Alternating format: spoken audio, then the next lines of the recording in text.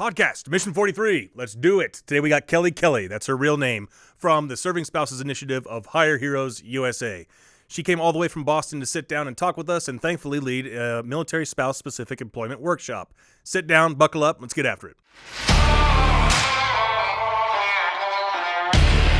Welcome to the Mission 43 Podcast, a podcast dedicated to discussing the struggles and triumphs of transitioning to life after the military. I'm Dan Nelson. I'm a former Army Special Forces officer who's personally experienced the challenges of transitioning to civilian life. In every episode, we'll be sharing tips, strategies, and real-life stories of veterans and their families who've chosen Idaho for their life after the military. So join us, and let's start the conversation. Welcome, Kelly. Thanks so much for being here. Thanks for having me. Where did you come from? Originally, you want the origin story? Well, you own the military spouse projects for Hire Heroes USA. You work throughout the country, but we're very lucky as Mission 43 to have you guys partnering with us in Idaho here. And you specifically, as the military spouse leader, have a lot to offer. So did you grow up knowing you're going to be a military spouse? Absolutely not. I couldn't imagine it at all. So my family, we don't really have any ties to the military. My cousin served in the Navy, but that's it.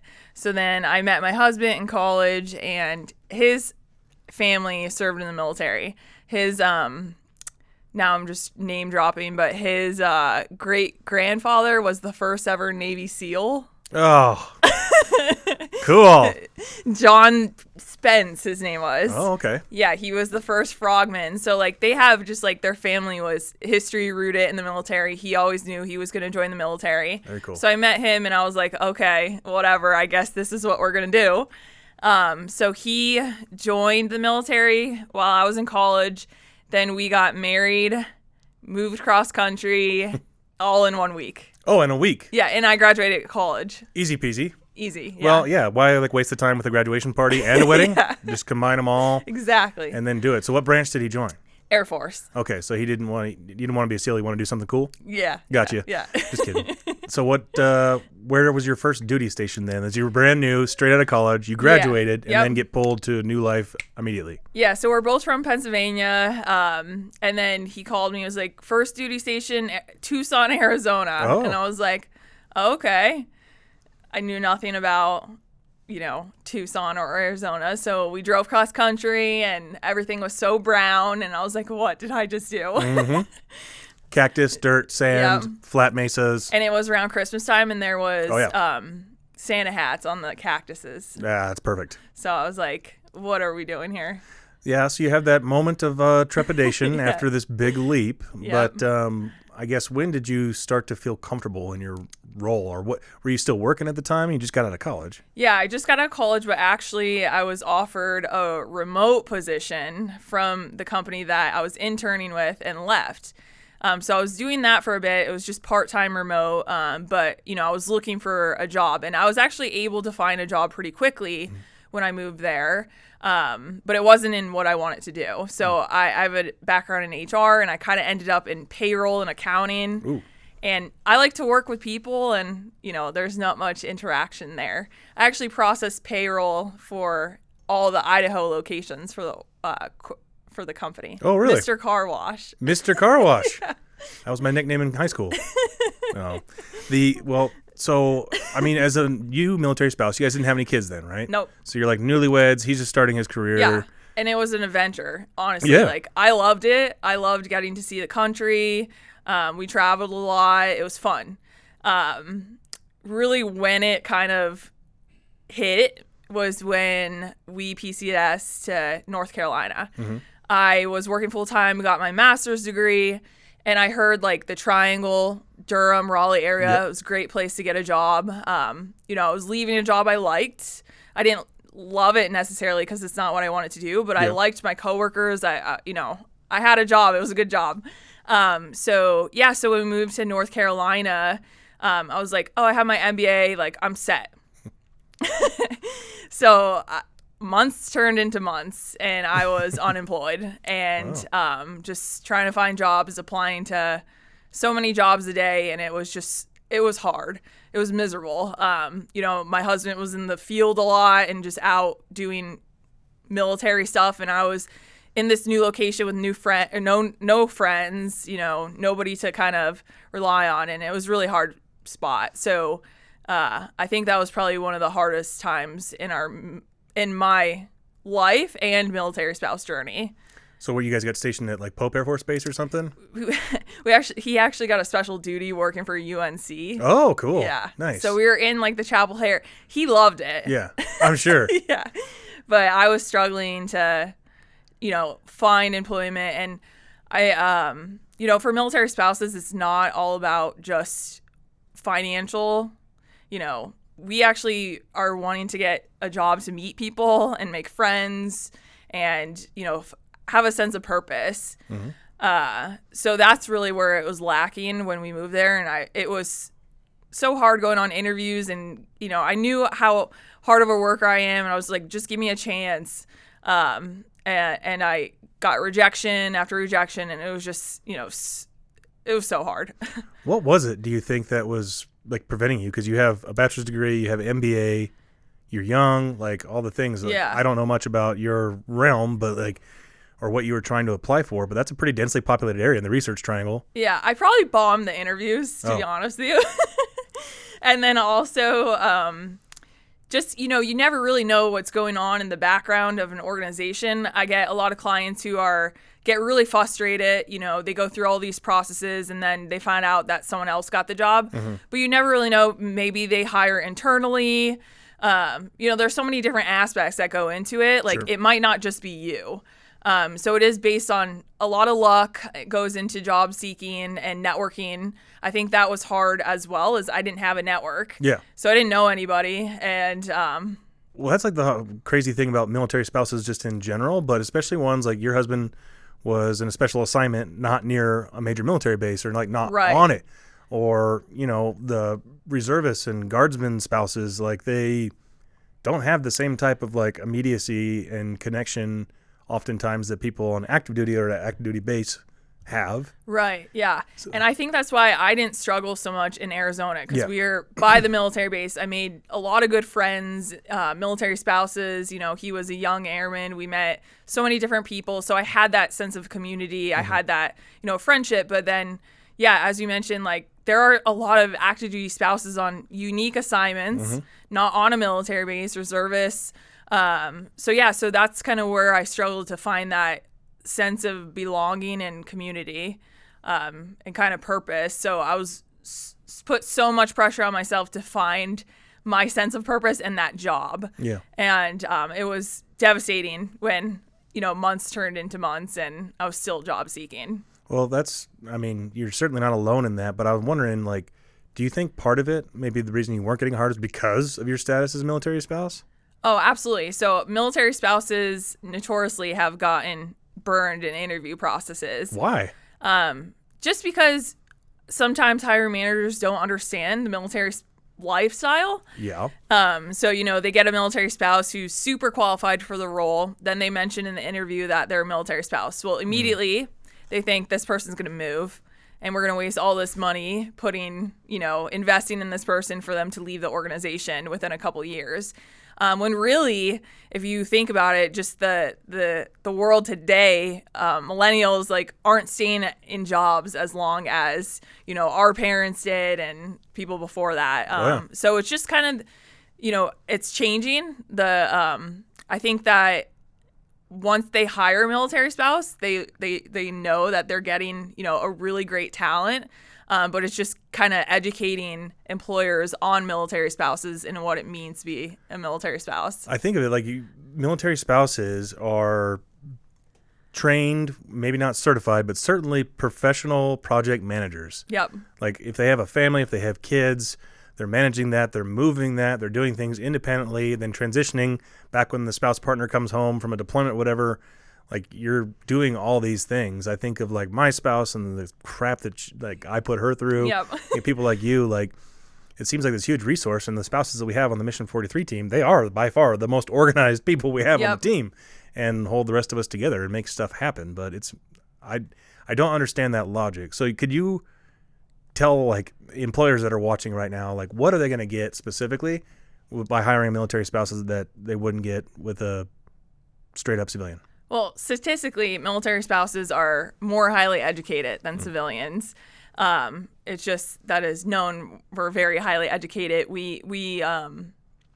I think you're just gonna get someone has a good heart and wants to prove themselves to an organization. And it's like I said, it's not just about money. Yeah, it's about that sense of belonging. And in a military spouse's life, it's so chaotic. Like everything's coming at you at once, and you have to balance that. But having a job is that one constant that they could have in their life.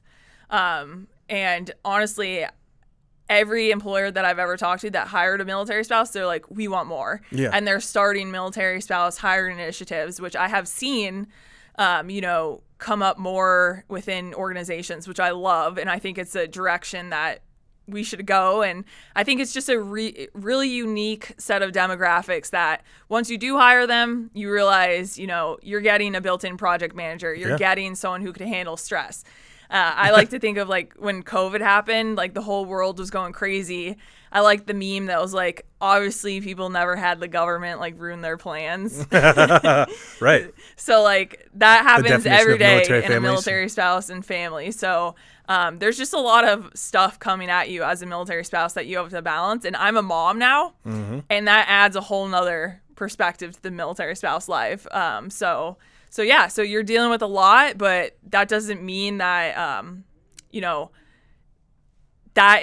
they're going to move or, I promise you that military spouses just want to prove themselves. They're highly educated and just give them a chance. Yeah. So let's go back to the research triangle and your low times, I guess, for lack of a better term. You're lonely. Your spouse is working and sailing along, starting this new military career, but then you get plugged in a place where you don't know anybody and you can't get a damn job, and you're not looking for money, you're looking for purpose. Yep. Well, probably both, right? Yeah. Money's not bad. Could use a little bit more money, but how did you break through?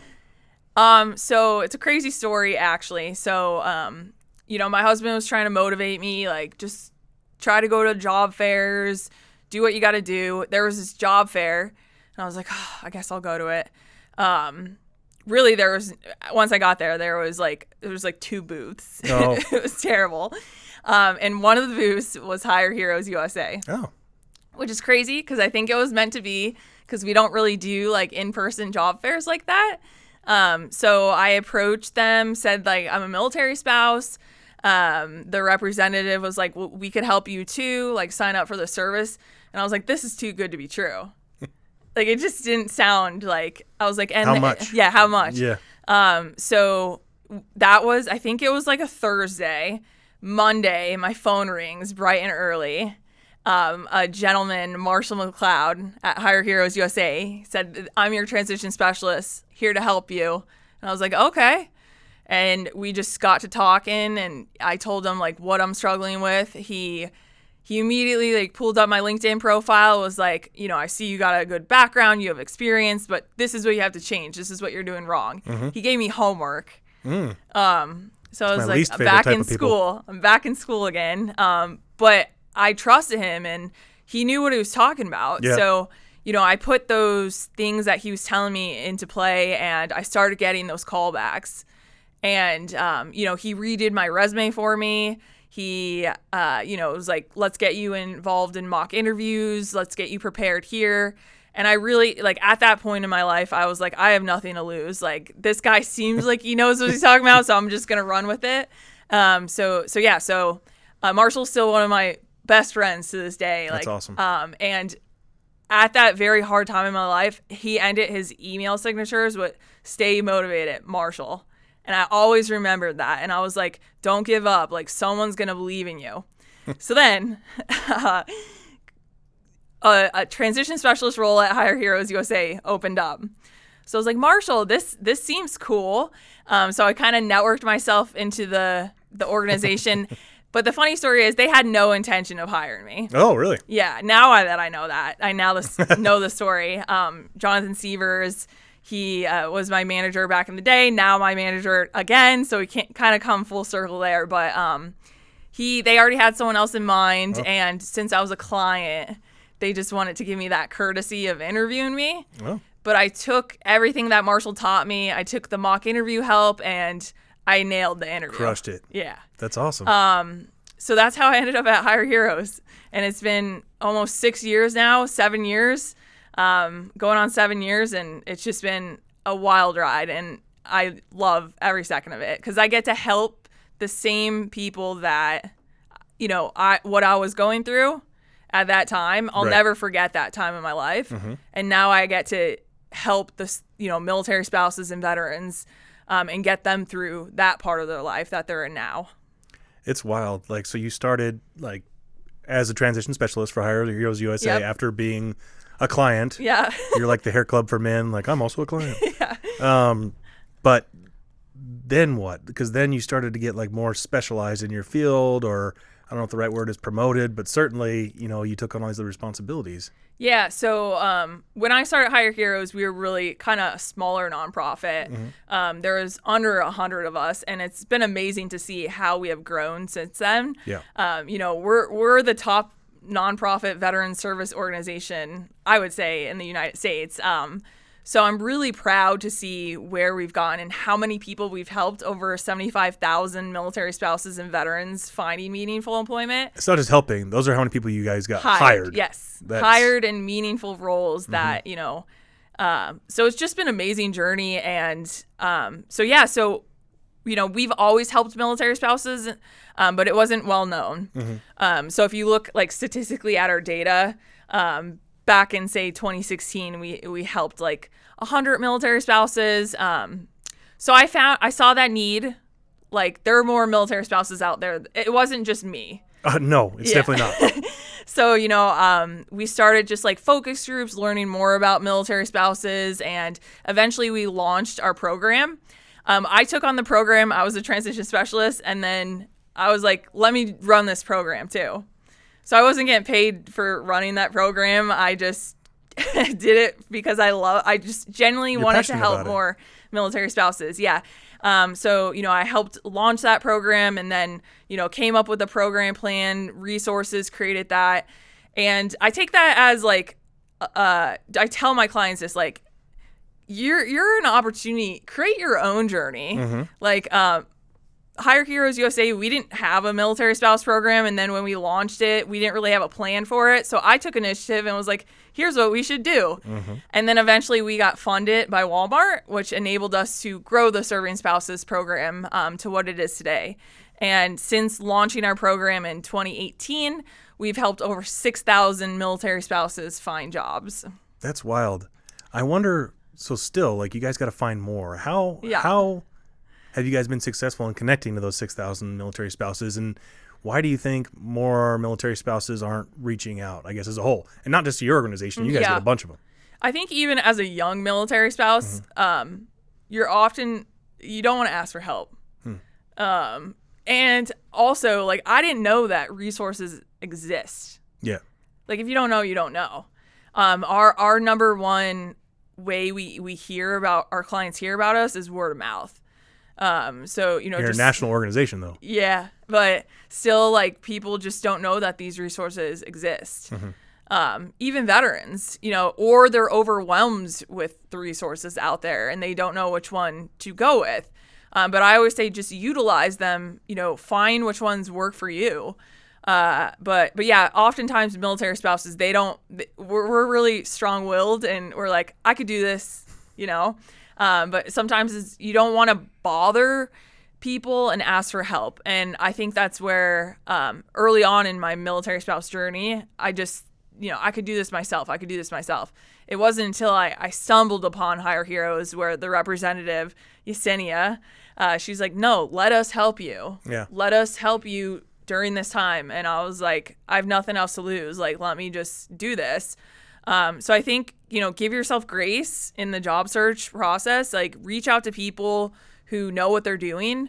You're going to get a ton of, if you just ask your buddies about like resumes, you're going to get so many different opinions. Yes. Everybody and their mother has an opinion on resume and job seeking, but really you should ask the professionals, ask the people that know what they're doing, that studied the industry. And that's what Hire Heroes USA is. We studied what employers want. We teach you how to properly job search. So yeah, and I have, I have just my husband was in the military for 10 years now, going on 11, and he's getting out. Mm-hmm. And often I think it helps that I work at Hire Heroes, but I would say so. Yeah, but I really don't have that stress that he's not going to find a job, because I know that if he listens to me, oh boy, if he listens to me and follows all the steps, he's going to find a job. It might take him a while. It might take him not, overnight, but he's going to find that job. If you invest in yourself, and just work hard at it, you'll find that. When you say invest in yourself, like, what does that really mean for the military spouse or veteran that's in the point of like professional transition? Yeah, and I think when it comes to veterans, like, they're getting out of the military, they're dealing with a lot of other stuff too. They're going to appointments, they're dealing with, so much stuff. Mm-hmm. They oftentimes don't plan for the job search. Yeah. I'll get to it. And then they're out of the military and it's happening now. So just kind of invest in yourself, take some time. It doesn't have to be 8 hours every day, but just every day, learn something new about the job search. And that's what, Hire Heroes transition specialists are there for, just to provide you resources, to teach you how to do this. So you have to put in the time, though. If you don't put in the time, you're not going to get a job. Well, I get schooled relentlessly by our mutual teammate, both Hire Heroes and Mission 43, Zach Tibbetts. He's always like, he ripped apart my LinkedIn profile. He made fun of me because I thought that resumes are still supposed to be only one page and no more than that whatsoever. So there's people like me that are like way behind the times. And I think I'm not the only one in this demographic of military and military spouse. Yeah. I think a lot of it is we're relying upon what we heard in high school or college or from our parents or whatever. And the job market thing is constantly changing. Yeah. And the Hire Heroes, like you said, like there's a lot of groups out there nationwide here in this state that claim to offer like employment help for veterans and sometimes even military spouses. And that help can look a lot less effective than what you guys are doing because you put the research behind it. Yep. And I think one thing that sets us apart is we're not going to give up on you. Mm-hmm. We're not just going to, here's a resume, here's, a job board, go at it. Right. We're going to teach you what you should be doing. Here are the resources, and then follow up with you. We're going to follow up with you every month and be like, do you have any updates? What's going on? And we really get to, learn about our clients' life. Some of my clients to this day are like friends of mine. Like, I just called them, got to know them. We still connect. Like the opposite of a doctor. Yeah. Yeah, exactly. But yeah, so I think that, that's the really beautiful thing about Hire Heroes. It's not just we're throwing you, a resume or this and that. We actually care about you. And I think our employees are amazing. I met some of the most amazing people within the 6 years working there. And I think the people that end up not wanting to help people every day, they weed themselves out. But those who really have a passion for helping this community, they're here to stay at Hire Heroes, and they're the ones that you're connected with. And they're going to be the ones just empowering you every day. And we actually do care. Yeah. We want you to succeed. I helped over 1,000 military veterans and military spouses find jobs in the 6.5 years that I've been with Hire Heroes. And so 1/75th of your entire productivity nationwide. Yeah. That's awesome.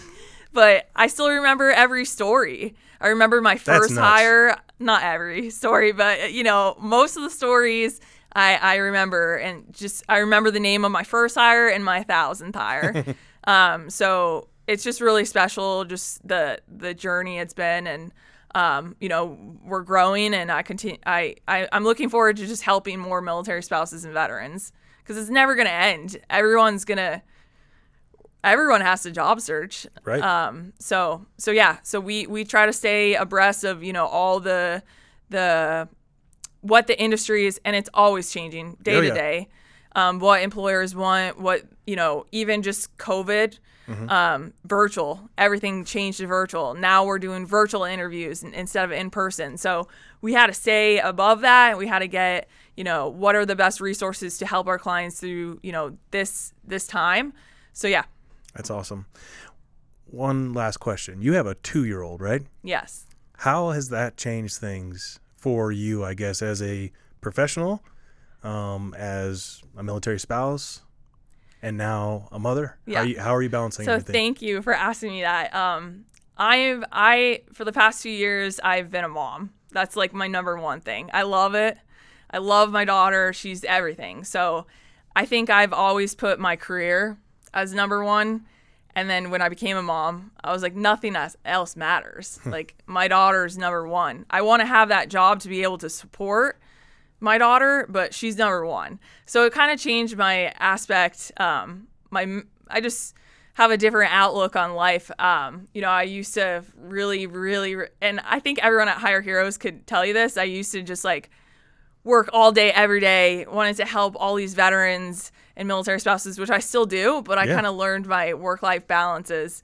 Hey, I have a kid now. I have to, I'm a mom first and then a professional second. But I don't think that makes you any less proficient at your job or productive at your job. Correct. Yeah. Not at all. All the moms / military spouses / professionals that I know, they just somehow manage, like for me, when I say I prioritize my time, that means I'm trying to find time to do nothing instead of like my wife and you and people like you that are prioritizing and organizing their time so they can serve their kids or family. Right. Yeah. It's a balancing act for sure. And, I think that's a lot of military spouses find themselves in. I think there's a lot of moms, military spouses, and it's hard because we don't necessarily have the support out there that, the civilians have. I can't just hand my kid off to grandma because her grandma's 5 hours away. Like, I'm not with family. So I don't have that support system. So it's hard. And I think military spouses definitely encourage you to find that support system because you don't want to. Once you find yourself alone, that's the hardest spot to be as a military spouse, I think. So find your community, find your group of people. And I think that's something great that Mission 43 does is help, military spouses and veterans find that sense of community. But yeah, as a mom, I don't even know how moms do it. You're doing it. We're doing it. And, every day is it seems like every day is slow. And then but at the end of the day, it's fast. It's already bedtime.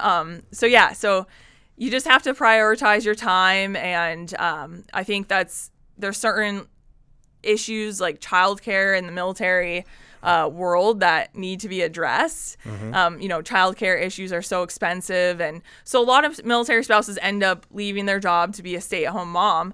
And then, or a stay-at-home dad. Most military spouses are female, but we can't forget about our male military spouses. But then, a lot of times they leave that position to be a mom, and then now they have a gap of employment. Yep. And that's another hurdle. They identified as a mom all these years. Now they have to figure out how to get back into the workforce. So we see a lot of, those clients, and we have resources in place to help.